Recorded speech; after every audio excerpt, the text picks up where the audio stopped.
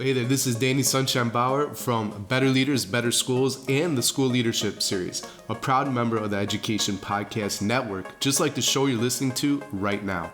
The opinions expressed are those of the individual hosts. Make sure you check out all the other great podcasts at edupodcastnetwork.com and get ready because the learning begins in 3, 2, 1. You know, we want to be treated with respect, dignity, all this kind of stuff. But, you know, are you applying that to are you doing that outside of yourself? Mm-hmm. You know, forget this entitlement, like you deserve it kind of stuff. No, like do it, and then you'll get it. I totally believe that. Hey, Burned-In teachers. Welcome to the Burned-In Teacher Podcast, one part burnout and all other parts action, inspiration, and support for teachers dealing with burnout.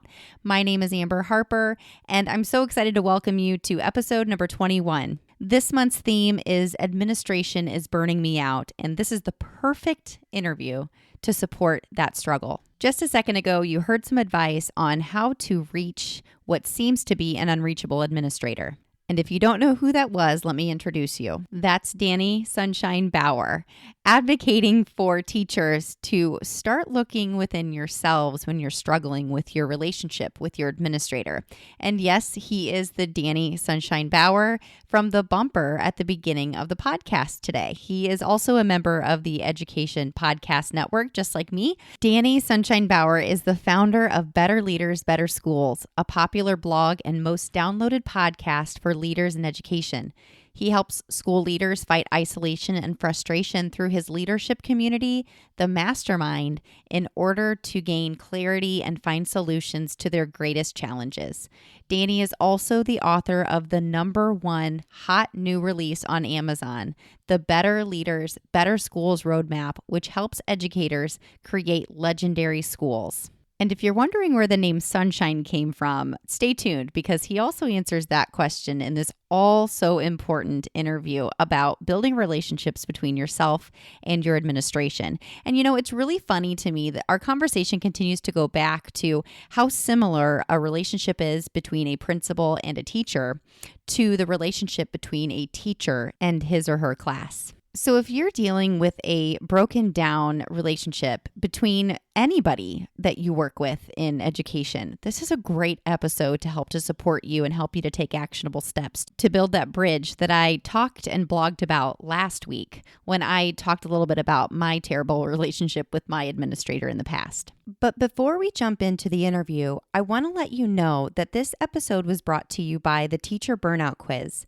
Find out what type of teacher burnout you're struggling with so you can take the appropriate steps necessary to begin to beat it.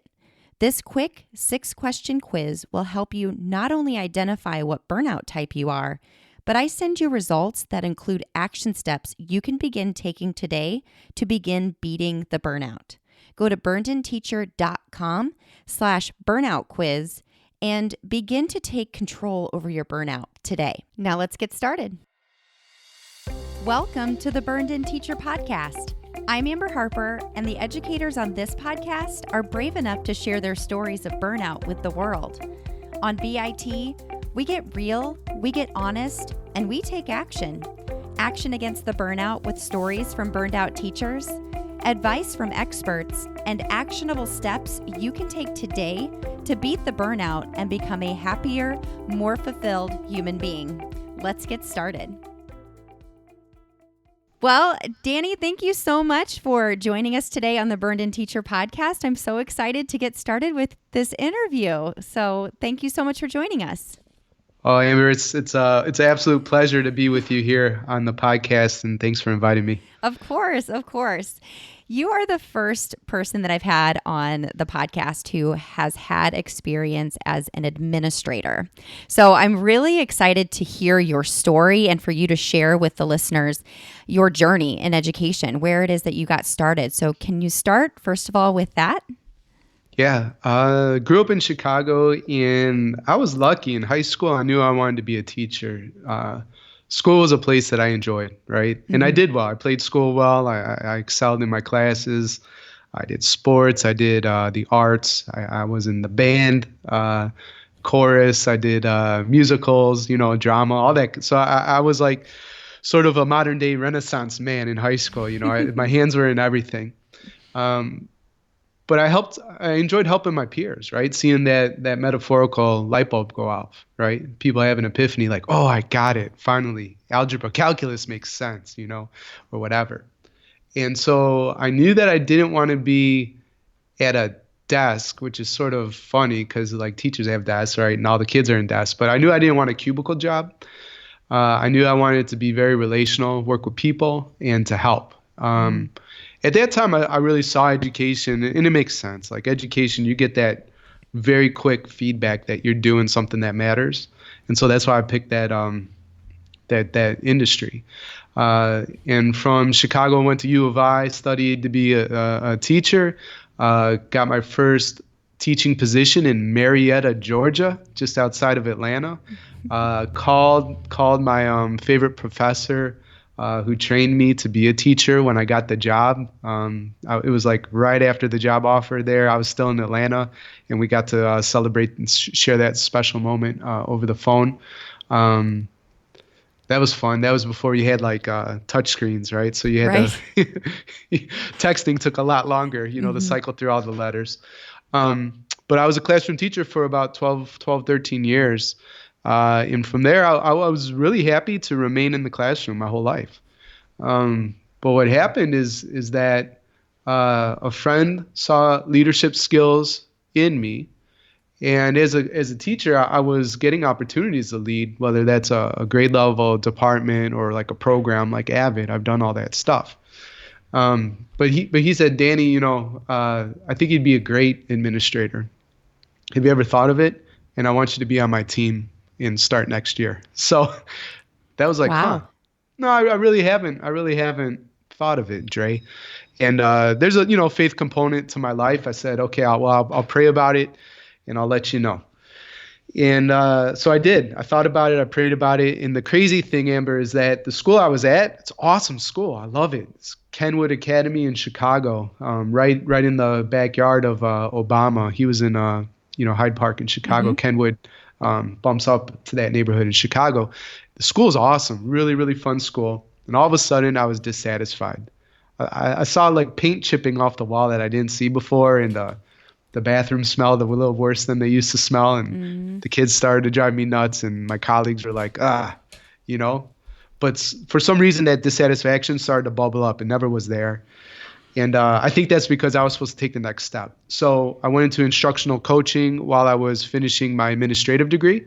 And then I became a resident principal, an assistant principal, and then principal. So I've worn a lot of hats. I've worked at the central office level too, helping out schools implement the AVID program, so the administration and the teachers.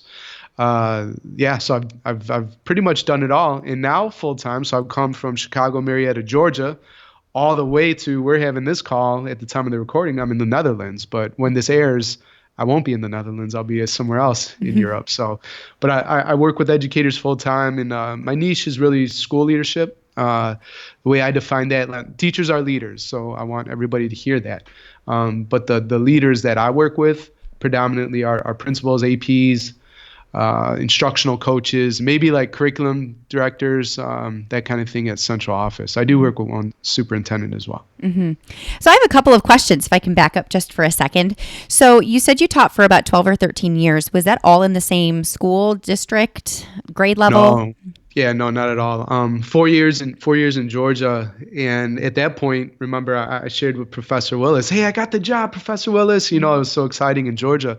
Well, throughout those next 4 years, I would call her regularly, at least once a month, maybe more. Just say, hey, these are the things we're doing in class, get feedback, get support, try to get better. And essentially, after teaching for a while, she said, well, Danny, we'll pay for your graduate school. It's time for you to come back, right? And so you don't turn that down. And I like U of I down at Urbana-Champaign, ILL for all the listeners. Let's see if you guys finish that for me. But that was a great opportunity. So I came back to Illinois, then I stayed in Champaign-Urbana for quite a while. And then the rest of my classroom teaching experiences in Chicago Public Schools. Okay. And then administrative side, Chicago Public Schools, as well as Houston, Texas. Did you ever experience or go through a season of burnout yourself as a teacher? I think like every year, does that count? Yeah, yes, it does. Yes, it does. Yeah, yeah. It's a demanding job. And I've been very vocal about this on my podcast. And I tell people this all the time, that I think teaching is harder than being a principal. I really do. And I'll go toe to toe with anybody on that debate. The demands of a classroom teacher are just so enormous. And I don't know why, but I think a lot of administrators don't necessarily, they forget. They don't have a really great appreciation for the special things that happen in every classroom. So, those demands are put on every teacher. That doesn't mean every teacher's meeting them or every teacher's trying to meet them, right? And there's obviously a variety of quality in the classroom as well as at the building leadership level. But it is a hard job. It's a very hard job. If you're burned out, I'll bet you catch yourself saying things like, "No one can possibly understand where I'm coming from," or "What's wrong with me? This is what I went to school for. Why am I so miserable?" And even things like, "If I tell anyone how I'm feeling, they'll think I'm being negative.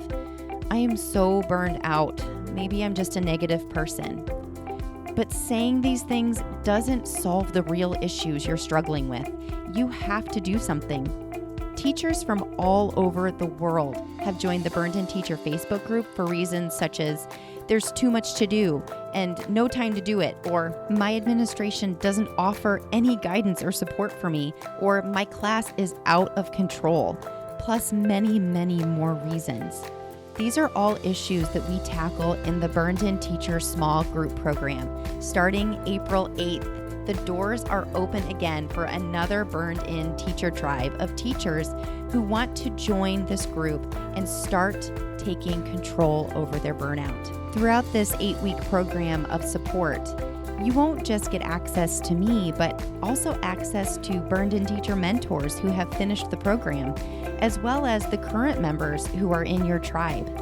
We will have weekly group calls, access to our Burned In Teacher Tribe members-only Facebook group, and of course, a Burned In journal to help you to document your reflections and actions throughout the program. For more information or to read and watch testimonials from past Burned In Teacher Tribe members, go to burnedinteacher.com/BIT coaching. That's burnedinteacher.com/BIT coaching to get all of the information that you need to decide whether or not the Burned In Teacher Small Group Program is right for you. Doors are open now for you to register for the April Tribe. Let me take you from burned out to burned in. Yeah. Is there one season in particular that stands out to you? Yeah. 6th grade, 8th hour class. I was going to quit teaching, man. Those guys were the worst. And I just couldn't get them to do anything. They were disengaged. And here's the thing. It's my fault. It's not the kids' fault. And that's a hard realization to come to. Are you confident and secure and strong enough that you could say, this is my classroom. This is my fault. The good and the bad, right? Because if it's the good stuff, of course, I'm going to take all those accolades and the celebrations. When it's bad, what most people do, including me, when I'm unhealthy, but when I'm healthy, I don't deflect, I own it. When I'm unhealthy, I deflect. It's the kids. Why can't their parents, or whatever? Like there's a million reasons that people come up with, and half the time that has a racial and, prejudice component as well, socioeconomic, all this kind of stuff. I mean, we could do a million podcasts on this topic. Absolutely. But it was 8th hour. It was, I don't remember the year. And I just was not connecting with those kids. And so Professor Willis had a TA, Catherine Hunter. So she's like the Robin to the Batman. And I invited her into my class, humbled myself. And I said, Catherine, I need help. I cannot connect with these kids. This class is freaking driving me nuts. I'm going to quit. It's the worst. And that's a bad way to end every day, on a negative note, a sour note. And so I had her come in and observe me teach and give me feedback on how I can improve. And what was her assessment? She said, whisper. Really? Yeah. Because I'm a younger male basketball coach. Amber, I'm a basketball coach. I love basketball. And so I'm used to barking orders if I need to be heard, right? Uh, or even using your physicality. I'm not talking about proximity, but being a guy, using your physicality to get compliance, I guess, as well, or buy-in, ownership, engagement. Mm-hmm. Anyways, instead of trying to, like these kids, they were energetic, they were riled up, and it's eighth hour, and they're ready to go home, and I need to acknowledge that. But instead of meeting their energy level and trying to out energize these kids, which is exhausting Mm-hmm. and also just discouraging, because how are you going to beat the energy level of even five other human beings? You can't. You're just one person. She said, you need to get quieter so that when you have something important to say, the kids lean in to what you're saying. That freaking blew my mind. Did it work? They're not going to hear me. Yeah. They don't hear me when I shout. Yeah. They're going to hear me when I whisper. Yeah. She was right. Amber, she was right. I started to whisper, and the kids were like, we can't hear you. I said, well, I guess you need to be quieter. Mm-hmm. And I started teaching how to whisper. And I also, that's a very simple one, but I had to consider how to engage and really know my kids, what their interests were and that kind of thing, and just do a lot more work in terms of differentiation, personalization, all that kind of stuff. Because what works for most kids weren't going to work for those ones, and they just had different needs, and I wasn't meeting them. So I had to switch up what the class design looked like, and then my approach to delivering the content as well. I have a couple of things about that really interest me. Number one, the fact that you stepped up and asked for someone to come in and observe you and look for the problem. Right. That speaks a lot to your vulnerability and being able to take that step back and say, I need somebody else's input here because maybe I don't know what's best right now. And, sure. And taking that responsibility onto yourself and saying, my kids are disengaged, things are going terribly, it's my fault, but I don't know how to fix it. That's a huge, huge step for some people to take. And it also makes me wonder too, you had said that if the engagement is down in the classroom and things are going poorly, that it is the teacher's fault. And you believe in yourself that was your problem to solve as a teacher. Do you feel that that's also the same type of situation that principals find themselves in when their staff is disengaged and their culture is not going in a correct direction? Do you feel like that's the same type of theory that you hold for school culture as well as classroom culture? Yeah, of course. It has to be gut check, mirror moments, right? And the school leaders I coach now, I think that leadership community or the one-on-one clients I serve, they keep coming back for more because those mirror moments that I can engineer for them are so powerful. And it leads to greater leadership capacity development, accelerates their learning and all that kind of stuff. So that's at least, that might not be the silver bullet answer every time, but that's where to start. What are you going to do? You're going to get rid of all your teachers in a year and start over, start fresh, or the students or whatever? Maybe. I mean, I guess that's one solution. But at the end of the day, like here's the deal.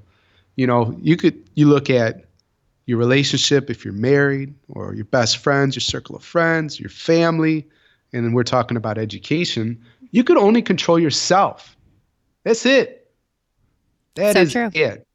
And so that message resonates with me. It's tough because I could be my worst critic. Probably, your listeners or you, Amber, are really resonating with that. Man, I could be really hard on myself. And sometimes I can't get myself unstuck, even though I see like this train that's out of control. And I'm like, I don't want to be that way.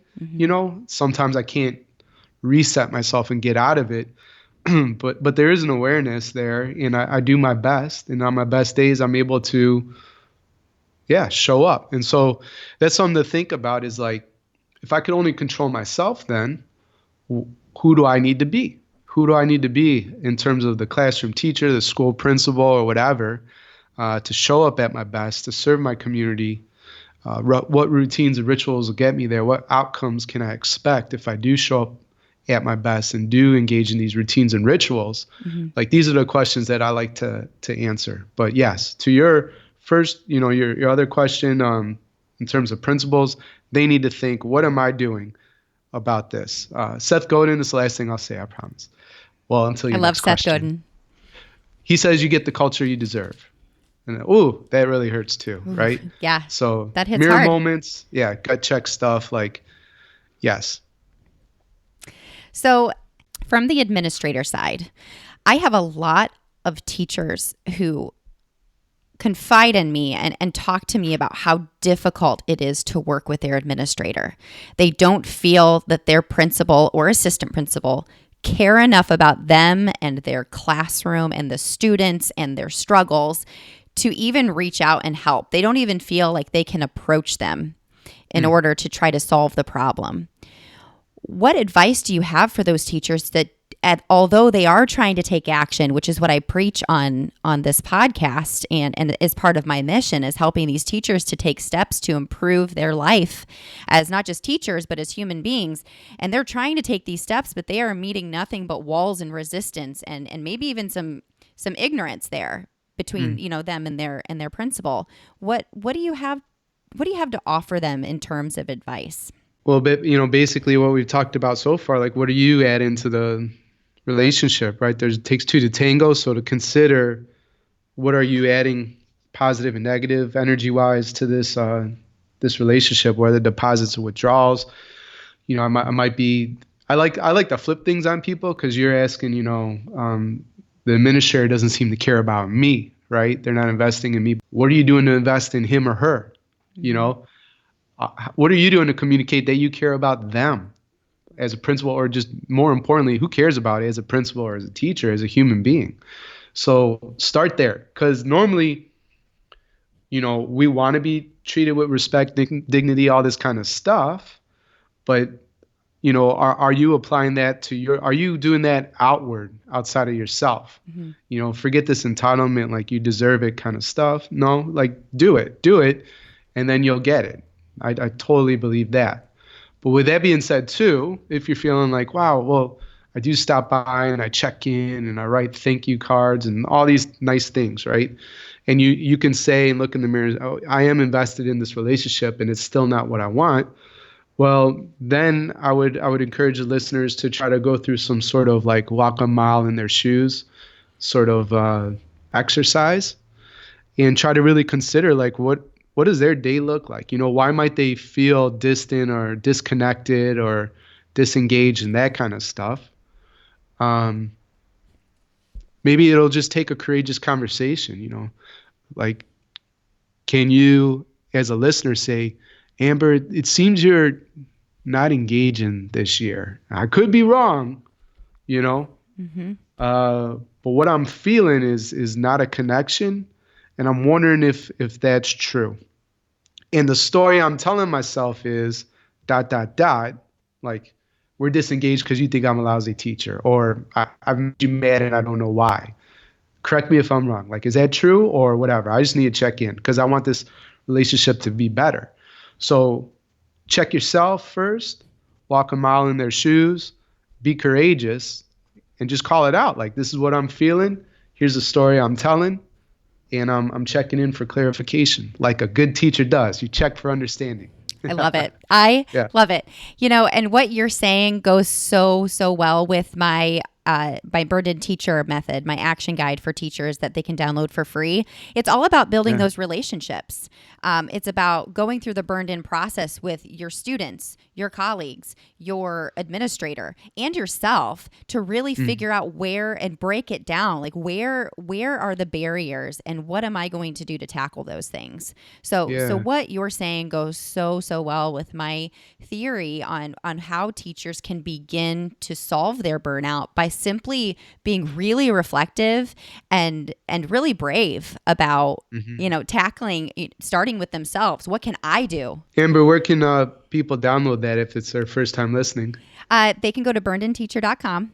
And if you scroll down a little bit on the homepage, there's a sign up form right there. So you sign up and you will get that PDF emailed to you right away. Wow, that sounds like an awesome guide. Yeah, I'm really excited about it. So I have lots of plans on how to use it with teachers and administrators in the future. Good, cool. So speaking of things that we have to offer teachers and educators, what is it that you have to help to serve these leaders and even these teacher leaders? Because you're right, teachers are leaders too. Is there is there a resource out there that you feel strongly could help these listeners of the Burned In Teacher podcast? Yeah, there's a 1.5 million downloadables, on my website, betterleadersbetterschools.com. So I encourage your listeners to definitely check that out. My book came out in September of 2018, and it debuted as a #1 hot new release in Amazon. So I was really excited. Got the screenshot of that, so That's I awesome. could send it to my mom. But yeah, that book's the Better Leaders, Better Schools Roadmap. It's small ideas that lead to big impact. And so if you're even if you're a classroom teacher, my main audience is school administrators, but I have a ton of people that listen to the show and follow me online. So plenty of classroom teachers have gotten immense value from engaging in the book. And I think the overall feedback that I've gotten from people, I was just listening to Voxer right now and before our podcast, and one of my leadership community members, Kevin, who's a principal in Tunisia. How cool is that? Where's Tunisia? North Africa. Wow. Yeah. Okay. Yeah. So he's at a international school there. He's the principal. And he said, Danny, I appreciate your voice. Your style is so easy to read, and it's not theory. You've done all this stuff, so I can apply it literally the same day and see impact. And that's why the subtitle is Small Ideas That Lead to Big Impact. It's little things that you can do and put into your practice, and classroom teacher or a principal, it'll definitely lead to a better school experience. And then if people want a more elite working with me experience, I just reach out to me, Daniel at betterleadersbetterschools.com. I do have one-on-one coaching available. The leadership community is only really for principals and APs. I've allowed a few teachers in, and that's always it hasn't worked out because our conversations are so rooted in school leadership. And although I say, hey, this is really what's it about, people join and then they feel a little disconnected. So just like in this podcast, I had to reflect. That was me. I was letting in somebody that, not that that community wouldn't work for them or whatever. It wasn't the right fit. But I am happy to work with teachers one-on-one, because then we could cater it specifically to their needs. Awesome. So yeah, if people want to reach out about that, happy to get them more information. All right. So again, I will share all of your I'll share your website information, your email address in the show notes, so people know how to get a hold of you if they want to take advantage of working with you. And cool. I can just tell you, just from this conversation, Daniel, I can tell you have so much to offer teachers and school leaders alike who are really trying to just up their culture game and step up their career, and just to know how important it is to make those connections and take steps and take action. So, and that's totally up my alley. So glad that you shared that information. So Daniel Sunshine Bauer, can you please explain to us where Sunshine comes from? I've just been so curious to hear if it's your actual middle name or if it was a nickname given to you. Can you tell us that story really quickly? Yeah, well, either my parents grew up in a commune, and were hippies and gave me the middle name Sunshine, which is not the true story. Although I might own that at some point. But really, what happened was I went through a very dark time, and I gave that name to myself. So my best friends didn't give it to me. It wasn't a nickname I earned through athletics or drama or anything like that. I gave it to myself, Amber, because, as you can tell, I like to reflect. I really like to think, and I like to have these like touch points or signposts or just reminders of things that I need to be reminded of. And so the sunshine part is just that, listen, you're guaranteed there's going to be great stuff that's going to happen today and probably some terrible stuff. You always have power within that. I end every podcast that life's 10% of what happens to you, 90% of how you react to it.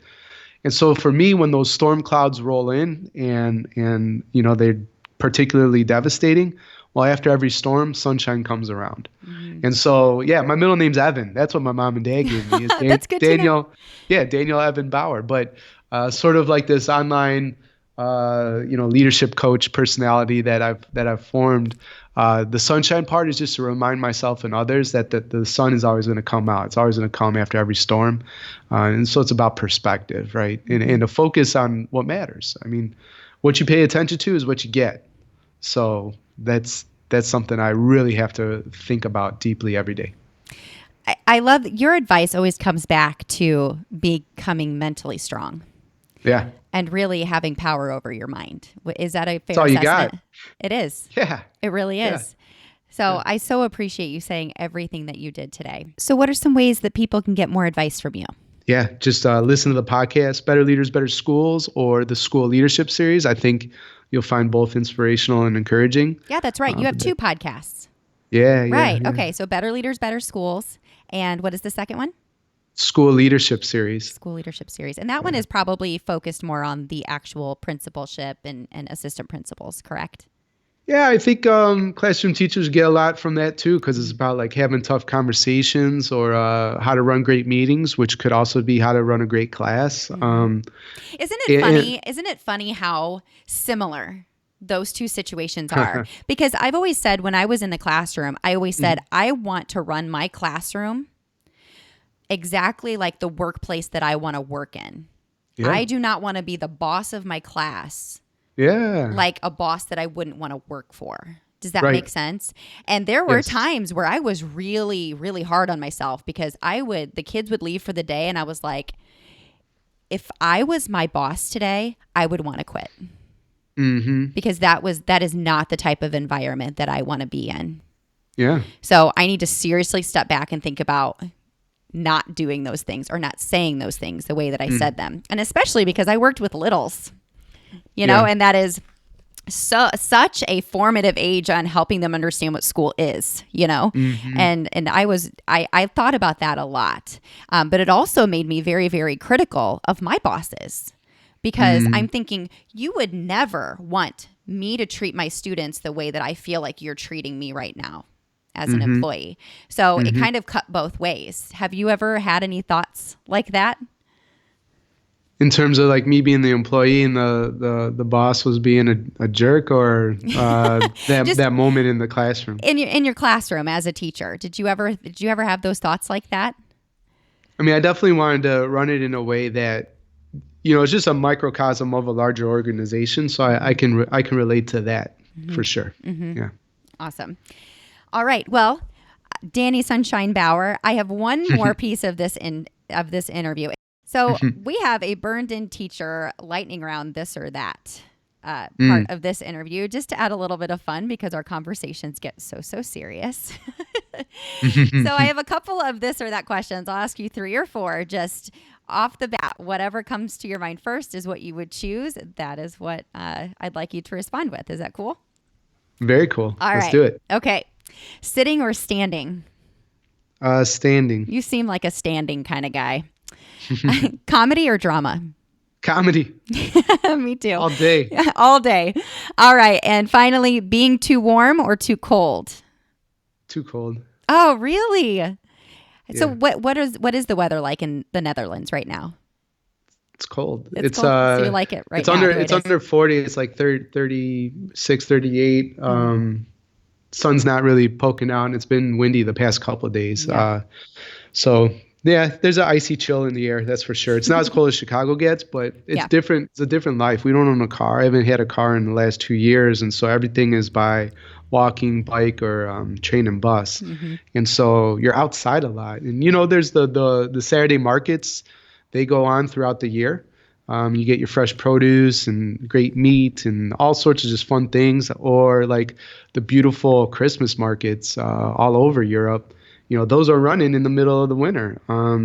So you're outside. So there's always sort of this chill to the bone. Yeah. I hate being too hot. Ugh. I differ with you there. I could move to a warm place and never leave. But it sounds like you're experiencing the same weather that we're having right here in Indiana. So Not a Yeah. whole lot different, although I'm sure the views are beautiful. Oh, you better believe it. All right. Well, thank you so much for your time, Danny Sunshine Bauer. I so appreciate your time and your wisdom today. Thanks, Amber. I appreciate you allowing me to speak with your listeners today. Of course, anytime. Wow. You know, I really wish that I would have been able to hear this episode about 10 years ago when I was really, really struggling with my relationship, not just with my administrator, but with my assistant principal as well. And, you know, I think it would have been really helpful for me to be reminded that relationships really start with me. You get out what you put in. And I was so busy and so obsessed with blaming him for all of my problems that I didn't take a second to step back and say, you know what? You haven't really made a big effort yourself to change this situation.